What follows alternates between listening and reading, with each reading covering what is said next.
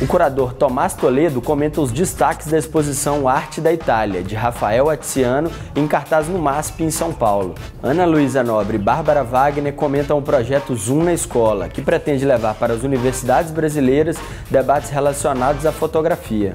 O ecodesigner Hugo França fala sobre seu trabalho com resíduos florestais e a cantora e compositora mineira Raquel Coutinho conta um pouco sobre a sua trajetória artística, que envolve parceria com nomes da música contemporânea como Benegão.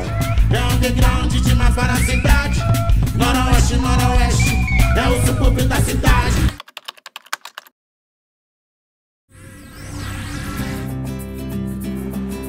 Exposição Arte da Itália, de Rafael Atziano, apresenta um recorte da coleção do museu, a coleção italiana do museu, indo do século XIII ao XVIII, passando pelo período medieval, pela Renascença, indo até o Barroco. A gente está apresentando não só as obras, mas também uma série de documentos, fotografias, que a gente selecionou e colheu no arquivo documental e fotográfico do museu. Ao exibirmos ao público não apenas o nosso acervo de obras, mas também o acervo documental, a gente propõe novas leituras dos trabalhos e apresenta e articula várias camadas históricas, várias histórias. Temos as histórias dos próprios trabalhos, das pinturas, dos artistas, mas também a história dos documentos que inserem essas obras no contexto de São Paulo, no contexto do Brasil, na própria história do museu e na própria história da cidade. Nesse sentido, a gente articula diversas histórias onde essas obras estão inseridas. Uma nova maneira de se apresentar a coleção é trabalhar a forma de exibi-la, o display.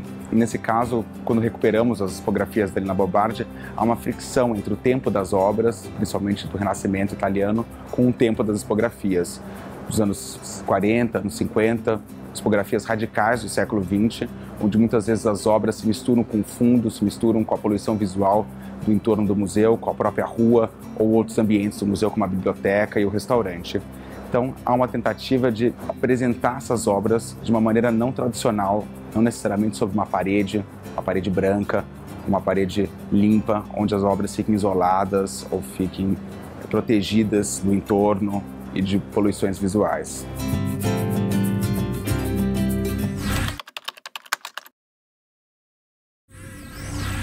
Bom, meu nome é Ana Luísa Nobre, eu sou coordenadora de pesquisa e educação do Instituto Moreira Salles, que é uma área nova dentro do Instituto. E esse projeto chamado Zoom na Escola é um projeto que a gente está inaugurando esse ano, que é uma série itinerante de debates que vai se realizar periodicamente, né, ao longo do ano letivo em várias universidades pelo Brasil, com temas que são pensados da revista Zoom, que é a revista de fotografia do Instituto Moreira Salles.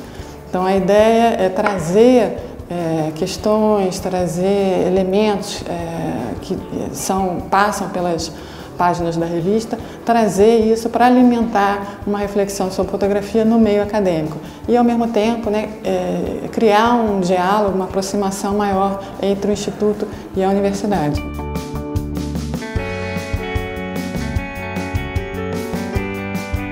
Esse projeto começa com a mesa realizada na Escola de Comunicação da UFRJ, com a fotógrafa Bárbara Wagner, que veio do Recife, para apresentar o trabalho que ela fez no projeto Offside da Magnum, que foi publicado na revista Zoom número 7.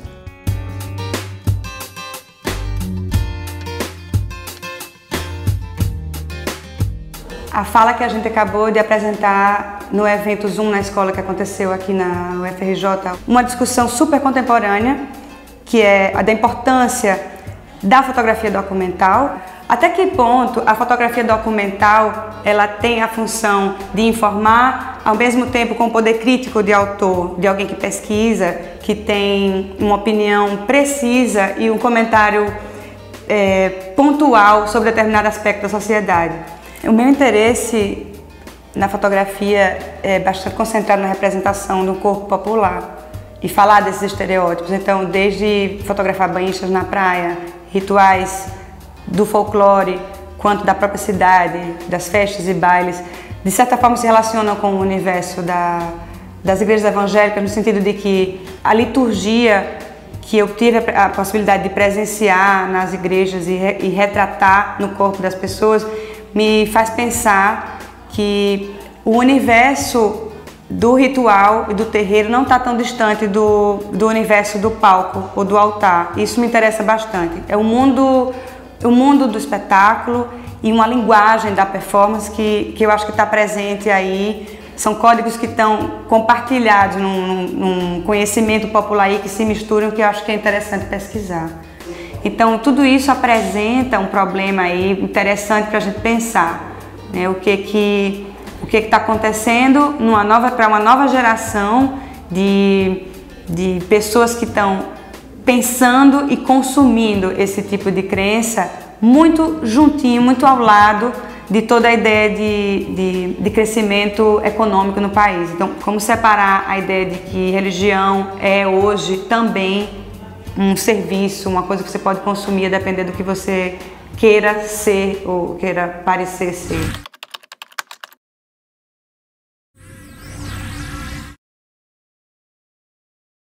Meu nome é Hugo França, eu sou um ecodesign e minha matéria-prima é o resíduo florestal.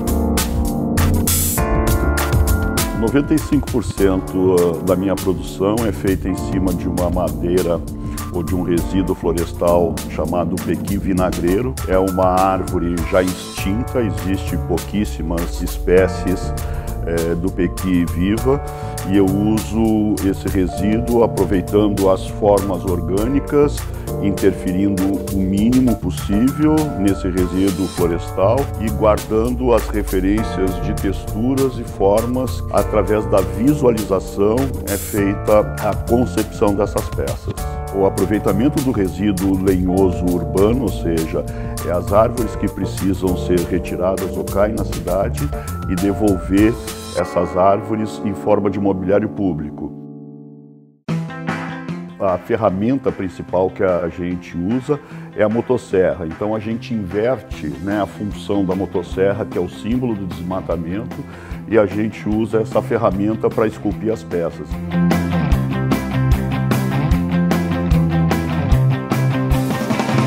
O meu trabalho ele é baseado nesse conceito sustentável, e é justamente o que eu tento levar é um outro olhar sobre o resíduo florestal, sobre a madeira, desmatamento. Então a ideia é, junto com o trabalho, estar também levando educação ambiental. Quem quiser conhecer um pouco melhor o meu trabalho, pode acessar meu site. No YouTube também tem alguns vídeos que mostram esse processo de produção, tanto do mobiliário público como da minha produção de ateliê.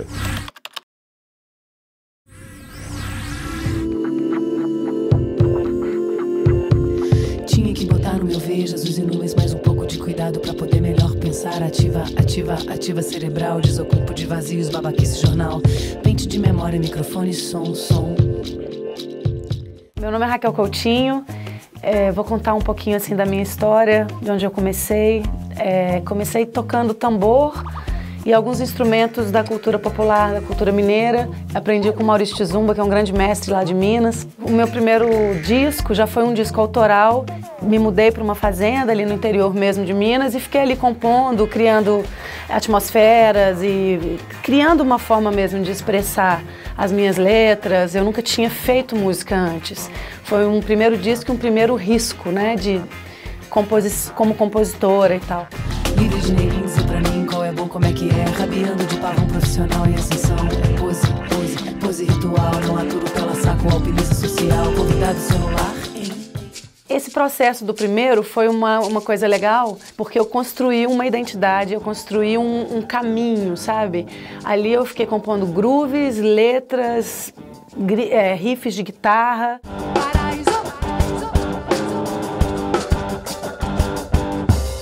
Quando alguém tem muito a dizer e pouca coisa a falar, é melhor calar.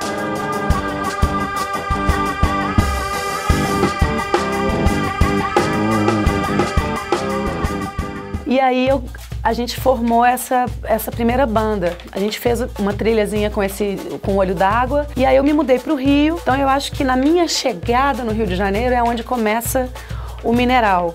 Por isso que eu falo que o mineral é uma construção, sabe? É o minério, né? Assim, é você ali buscando as camadas, sabe? Da trajetória. E foi uma diferença muito grande, o impacto da cidade na minha vida, que estava vindo de um processo de fazenda, natureza, um tempo alongado e tal. Vim parar na cidade do Rio de Janeiro, urgência, e a cidade se consome, se constrói, altos e baixos, tem momentos tensos, momentos relaxados, a cidade é a natureza, é um turbilhão.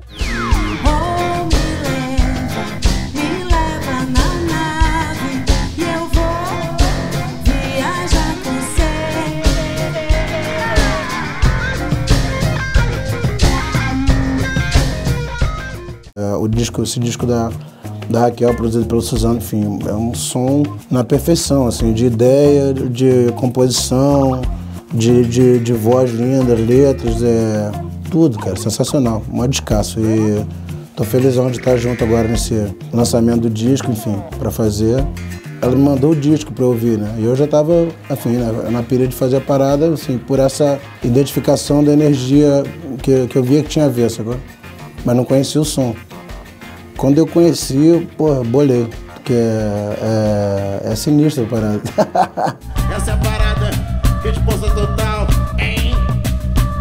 É underground demais para a cidade, é underground demais para a cidade, é underground demais para a cidade. Noroeste, noroeste, é o subúrbio da cidade. Eu até brinco com a Raquel, eu falei, a Raquel é a mineira mais inglesa que eu já vi, assim, mais British, né? É um projeto em que a música e o texto estão bem encadeados e a sonoridade ela é fechadinha naquele ambiente, ou seja, é muito inglês.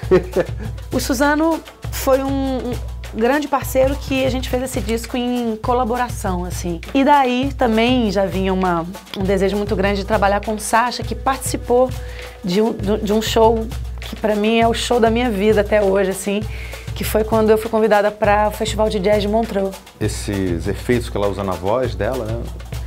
Ela manipula esse aparelho assim de uma maneira incrível, assim, com os pés, né? Pé descalço, com os dedos dos pés ela vai cantando e vai fazendo. Eu nunca vi ninguém fazer desse jeito, assim, é uma técnica surpreendente. E pô, traz a percussão toda, né? Todo o tambor negro, né? De Minas e tal. Bom, e se você quiser conhecer um pouco mais do meu trabalho, entra lá no meu site www.raquelcoutinho.com.br. Você me encontra na internet e nas lojas mais perto de você. Navegando a avenida, um brilho em meu rosto.